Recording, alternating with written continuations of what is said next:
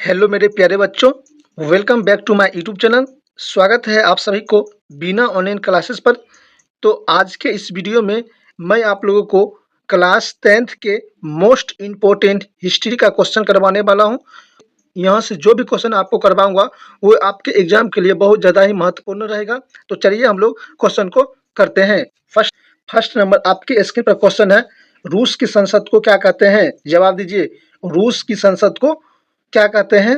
तो रूस की संसद को हम लोग कहते हैं ड्यूमा कहते हैं। क्या कहते हैं? ड्यूमा कहते हैं, यानी कि ऑप्शन नंबर सी आपका सही जवाब है। अगला नंबर क्वेश्चन है, अंतर्राष्ट्रीय महिला दिवस की घोषणा किस वर्ष में की गई थी? बताइए। अंतर्राष्ट्रीय महिला दिवस कब घोषणा किया गया था? बताइए। तो डियर स्टूडेंट, तो 1975 में अंतर्राष्ट्रीय महिला दिवस की घोषणा किया गया था। अगला नंबर क्वेश्चन क्या है, 1919 में थर्ड इंटरनेशनल की स्थापना किसने किया? 1919 में थर्ड इंटरनेशनल की स्थापना किसने किया? बताइए। तो थर्ड ने किया था। कौन किया था? लेनिन ने किया था। अगला नंबर क्वेश्चन क्या है, 1970 के पहले रूसी क्रांति किस नाम से जाने जाता था? तो बताइए। 1917 से पहले रूसी क्रांति को किस नाम से जाना जाता था? तो रूसी क्रांति को जाना जाता था किस नाम से? फरवरी क्रांति के नाम से जाना जाता था, यानी कि ऑप्शन नंबर सी आपका सही जवाब है। नए आर्थिक नीति किसने लागू की? बताइए। नए आर्थिक नीति किसने लागू किया? बताइए, कमेंट करिए। तो नए आर्थिक नीति लागू किया था, कौन किया था दोस्तों? तो ये किए थे लेनिन ने किया था, यानी कि ऑप्शन नंबर ए आपका सही जवाब है। अगला नंबर क्वेश्चन है, लेनिन की उत्तराधिकारी कौन बना? बताइए। लेनिन का उत्तराधिकारी कौन बना? तो लेनिन का उत्तराधिकारी बना था कौन? स्टालिन बना था, यानी कि ऑप्शन नंबर बी आपका सही जवाब है। अगला नंबर क्वेश्चन है, रूस में कृषक दास प्रथा का अंत कब हुआ? बताइए। कृषक प्रथा का अंत कब हुआ रूस में? तो डियर स्टूडेंट, रूस में कृषक प्रथा का अंत 1861 ईस्वी में हुआ था, यानी कि ऑप्शन नंबर ए आपका सही जवाब है। अगला नंबर क्वेश्चन है, रूस में जार का अर्थ क्या होता है? बताइए। रूस में जार का अर्थ क्या होता है? तो रूस में जार का अर्थ होता है डियर स्टूडेंट, रूस का सम्राट होता है। क्या होता है? रूस का सम्राट होता है। अगला नंबर क्वेश्चन है, कार्ल मार्क्स का जन्म कहाँ हुआ था? बताइए।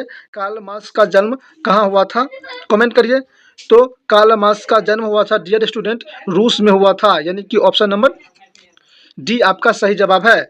अगला नंबर क्वेश्चन है, साम्यवादी शासन का पहला प्रयोग कहाँ हुआ था? बताइए। साम्यवादी शासन का पहला प्रयोग कहाँ हुआ था? तो डियर स्टूडेंट, साम्यवादी का पहला प्रयोग हुआ था कहाँ पर? तो ये हुआ था रूस में ही हुआ था, यानी कि ऑप्शन नंबर ए आपका सही जवाब है। अगला, निम्नलिखित में कौन यूरोपीय समाजवादी नहीं था? बताइए। ये ऑप्शन में कौन ऐसा है जो यूरोपीय समाजवादी नहीं है? तो डियर स्टूडेंट, ये सभी ऑप्शन में से कौन ऑप्शन नहीं है? तो ऑप्शन नंबर सी आपका सही, यानी कि कार्ल मार्क्स जो था वो यूरोपीय समाजवादी नहीं था। अगला नंबर क्वेश्चन है, वार एंड पीस किसकी रचना है? बताइए। वार एंड पीस किसकी रचना है? तो dear student, war and peace किसकी है? टॉल्स्टॉय की रचना है, यानी कि ऑप्शन नंबर बी आपका सही जवाब है। बोल्शेविक क्रांति कब हुआ? तो डियर स्टूडेंट, बोल्शेविक क्रांति हुआ था नवंबर 1917 में, नवंबर 1917 में, यानी कि ऑप्शन नंबर बी आपका सही जवाब है। लाल सेना का गठन किसने किया था? बताइए। लाल सेना की गठन किसने किया था? तो लाल सेना का गठन किया था डियर स्टूडेंट, टार्टस्की किया था। कौन किया था? टार्टस्की किया था, यानी कि ऑप्शन नंबर सी आपका सही जवाब है। अगला नंबर क्वेश्चन, लेनिन की मृत्यु कब हुई? बताइए। लेनिन की मृत्यु कब हुई? तो लेनिन की मृत्यु हुआ था dear student, option number D, यानी कि 1924 में लेनिन की मृत्यु हुई। अगला नंबर क्वेश्चन है, ब्रेस्ट-लिटोव्स्क की संधि किन देशों के बीच हुई? बताइए।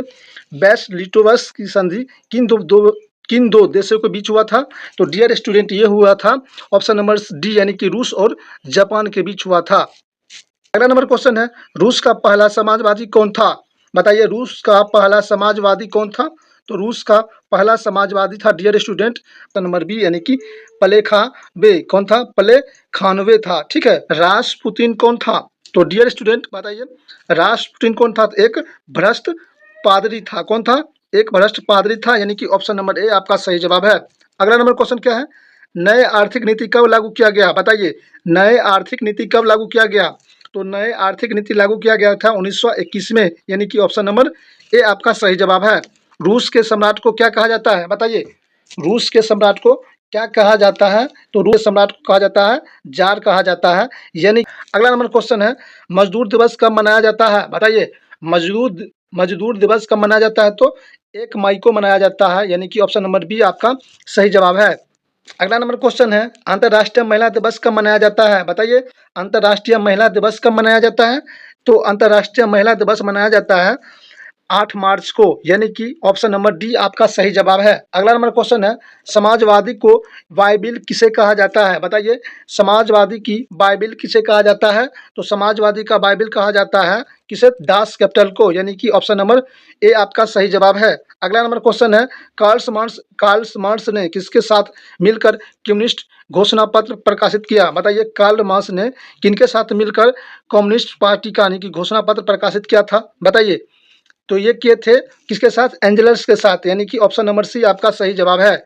अगला नंबर क्वेश्चन है आपके स्क्रीन पर, जार निकोलस द्वितीय को पत्नी जरीना किस देश की राजकुमारी थी? बताइए, जार निकोलस द्वितीय के पत्नी जरीना किस देश की राजकुमारी थी? तो ये थे कौन, किस देश की राजकुमारी? तो ये थे डियर स्टूडेंट ब्रिटेन की राजकुमारी थी, यानी कि ऑप्शन नंबर सी आपका सही जवाब है। अगला नंबर क्वेश्चन है, साम्यवादी घोषणा पत्र के लेखक कौन थे? बताइए, साम्यवादी घोषणा पत्र के लेखक कौन थे? तो ये थे दो डियर स्टूडेंट, कार्ल मार्क्स और एंगल्स था। कौन था? कार्ल मार्क्स एंगल्स था, यानी कि ऑप्शन नंबर डी आपका सही जवाब है। निम्नलिखित में से किसे साम्यवादी के संस्थापक के रूप में माना जाता है? बताइए, निम्नलिखित में से किसे साम्यवादी के संस्थापक के रूप में माना जाता है? कमेंट करिए इसका। तो डियर स्टूडेंट कार्ल मार्क्स को माना जाता है, ऑप्शन नंबर डी आपका सही जवाब है। दास कैपिटल की प्रकाशन किस वर्ष हुआ था? बताइए, दास कैपिटल की प्रकाशन किस वर्ष हुआ था? तो दास कैपिटल की प्रकाशन हुआ था dear student, option number C 1867 ईस्वी में, यानी कि ऑप्शन नंबर सी आपका सही जवाब है। अगला नंबर क्वेश्चन है आपके स्क्रीन पर, लास्ट क्वेश्चन है, रूस के बेल्शेविक क्रांति का नेतृत्व किसने किया? बताइए, रूस के बेल्शेविक क्रांति का नेतृत्व किसने किया? तो ऑप्शन नंबर सी यानी कि लेनिन ने किया था। तो डियर स्टूडेंट ये थे आपके आज टोटल 30 ऑब्जेक्टिव का क्वेश्चन। उम्मीद करता हूं कि आप लोगों को बहुत ज़्यादा ही पसंद आया होगा वीडियो। तो वीडियो पसंद आया है तो वीडियो को लाइक कीजिएगा, शेयर कीजिएगा। मिलते हैं किसी अगले वीडियो में, तब तक के लिए best of luck dear student.